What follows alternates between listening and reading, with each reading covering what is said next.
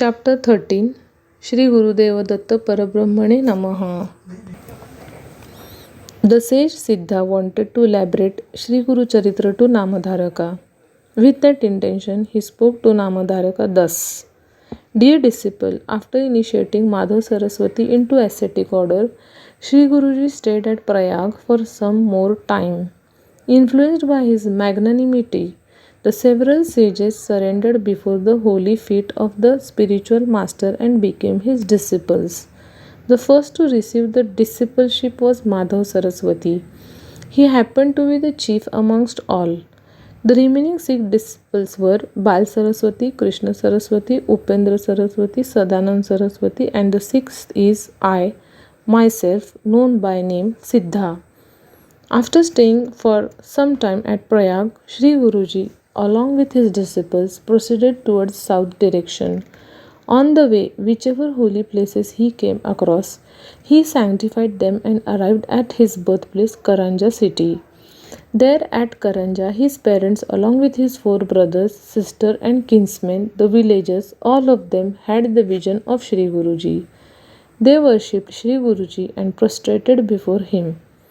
All villagers extended their kind personal invitations to Shri Guruji to pay a visit to their respective homes and accept Bhiksha Seva. As it was not possible to visit all places at a short time, Shri Guruji assumed multifarious forms through his yogic powers at one and the same time and accepted alms at all places and blessed them. Even his parents wholeheartedly worshipped him.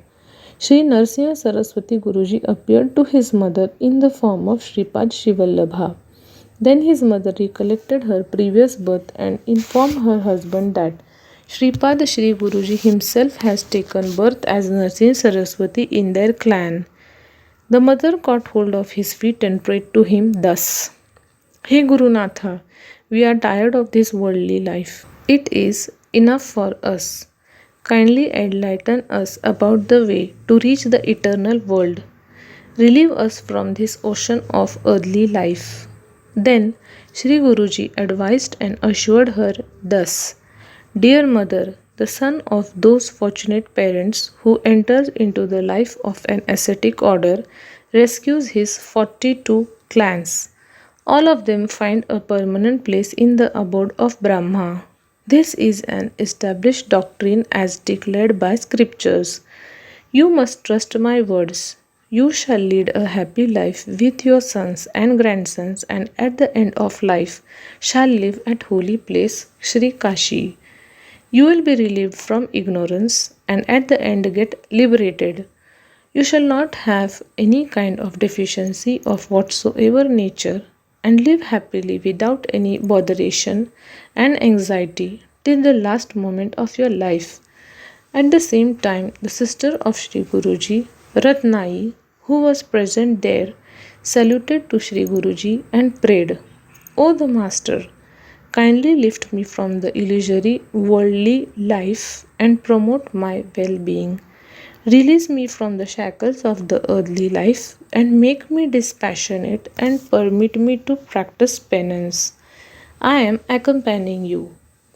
To that Shri Guruji said, Sister Ratnai, for women folk, service to their husbands is everything, the greatest religion. That is the foremost sadhana for a spouse. For a married woman, her husband himself is Parmeshwar. She does not need any other spiritual practices. She easily acquires 4 values of life and liberation through her service to husband. That is the easiest means to cross over the ocean of transmigration for them.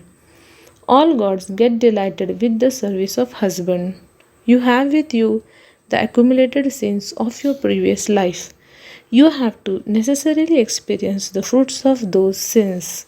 She wanted to know from Guruji about her sins and suitable remedies to redeem them. Besides this, she raised many questions pertaining to eternal knowledge. Shri Guruji said, My dear sister, in your past life you had kicked a cow without any reason. Because of that sinful act, you will be suffering from leprosy in your whole body after some time. Besides, you had caused a couple to quarrel among themselves, which was living cordially. Due to that sin, your spouse shall become an ascetic and abandon you for leading a monastic life.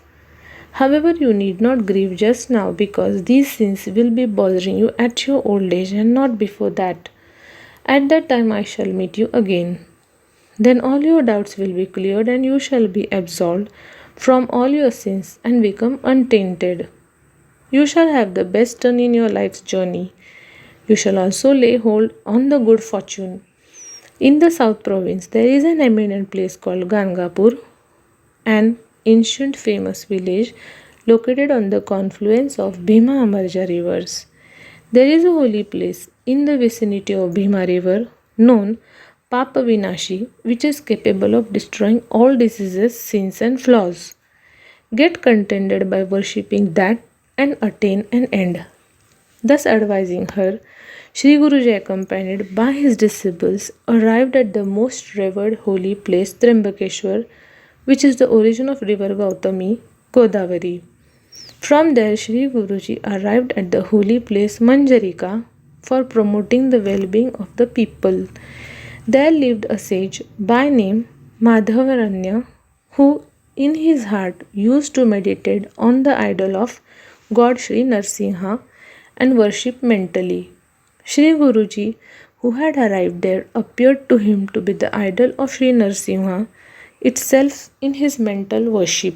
He realized that Shri Guruji and the god Narsingha, whom he was worshipping, were not different. He prostrated before Shri Guruji devotedly and eulogized him by different ways. He felt that due to the proximity of Shri Guruji, he got fully purified and that his life became meaningful.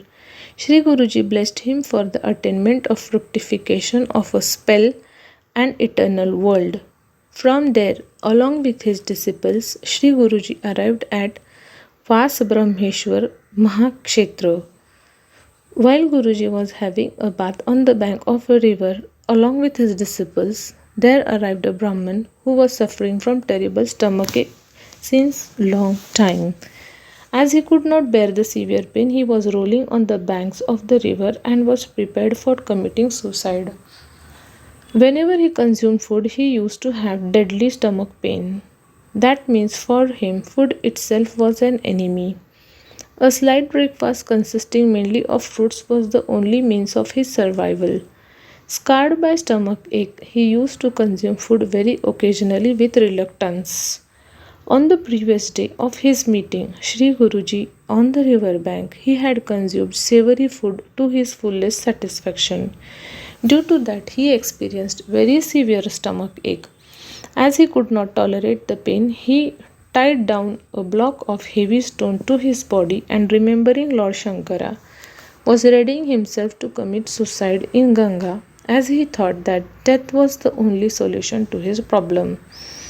He felt that he ought to have committed multifarious sins in his past life. He was terribly pained for the fact that he could not do any favors or good deeds to people and was leading a life of being a dead wood on the earth. Shri Guruji arrived just at the right moment when he was about to commit suicide. Seeing that, Shri Guruji instructed his disciples to call that Brahman. However, he was not prepared to listen to anyone's words and give up his idea of committing suicide. The disciples forcibly brought him to the place of Shri Guruji. Shri Guruji, while addressing him, said, "O Brahmin, suicide is a serious sin, which is the misery that compelled you to give up your life." In reply, that Brahman said, "O the great soul, food happens to be essence of life for everyone on the earth. But for me it is like enemy. Even if I consume food occasionally, I am forced to suffer with unbearable stomach ache. How can I survive without food? Under the circumstances, assuming that suicide is the only course of action left for me, I have come here." The Brahman pleaded thus. Shri Guruji felt pity on him and advised thus, "O Brahman, take for granted that since now your stomachache has been cured, now forget about it. To treat your stomachache, I am prescribing a fine remedy. Get relieved from your stomachache by consuming that. Right now, you consume stomach full of food without any hesitation, fear, and suspicion. Then that Brahman prostrated to the feet of Shri Guruji and told that he was prepared to follow the words of Shri Guruji. At that moment, a Brahmin officer of that village happened to come on the scene to take bath in the river. Seeing Shri Guruji there, he offered obeisance to his sacred feet. While introducing himself to the Guruji, he informed that he was a Brahmin by name Sayamdeva of Kaundinya race, the resident of Karanj village, and that presently he was serving there as an officer of the village designated by the king to look after that province. He expressed his happiness for having an opportunity to meet Shri Guruji effortlessly. He felt himself to be very fortunate for that. He proclaimed that he got purified and being blessed by Shri Guruji.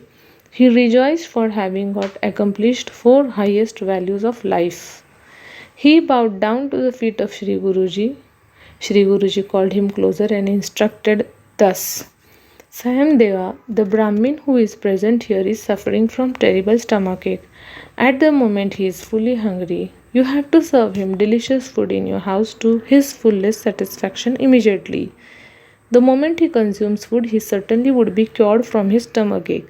He will also be relieved from misery infliction. To that panic-stricken Sayamdeva pleaded before Shri Guruji thus. O Sadguru, this person is going to die undoubtedly if I serve food to him. For him, food itself is an enemy. Already this person is suffering from severe stomachache. If he dies after consuming food served by me, I shall be liable to attract the sin of committing an act of annihilation of a Brahmin. Then Shri Guruji instructed Sayamdeva thus. Sayamdeva, now you take this Brahmin with you and serve him delicious food to his uttermost satisfaction. That itself is a cure for his disease. His disease pain shall disappear the moment he consumes the food. Do not have any apprehension in your mind about that. Sayamdeva, who mustered courage after listening to Shri Guruji's reassuring words, said that he would respectfully obey the instructions of Shri Guruji. He also earnestly requested Shri Guruji that he, along with his disciples, should pay a visit to his house and be kind enough to accept the food in alms and grace him. Thus begging, he expressed his inner feelings. Shri Guruji accepted his intimate invitation. Shri Guruji, along with his disciples and stomach pain afflicted Brahmin, left for Sayamdeva's residence to seek alms in the form of food. Sayamdeva welcomed and honored everyone gracefully. He worshipped the holy feet of Shri Guruji in conformity with scriptures and saluted heartily. Sayamdeva took Guruji and all those who had come there and served water in the palms to consume before taking meal and served delicious food.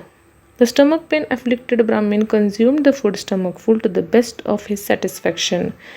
By the grace of Shri Guruji, that Brahmin for whom food was supposed to be poison turned out to be ambrosia. He was instantly relieved from the stomachache. The one who qualifies himself for the grace of Guru shall be freed from his accumulated sins of past several births and the so-called disease of worldly life. Pleased by the devoted mind of Sayamdeva, Shri Guruji favored him for his prosperity in the worldly life and to have salvation at the end of his life. Thus Shri Guruji graced his presence and sanctified his home. Shri Guru Charitra is a wish-fulfilling cow, an accomplisher of everything. By listening to it or reading it, one easily gets rid of all his sins and gains happiness in his life. Here ends the 13th chapter in the most auspicious Shri Guru Charitra. Shri Gurudev Dutt, Shri Gurudutt Arpanamastu.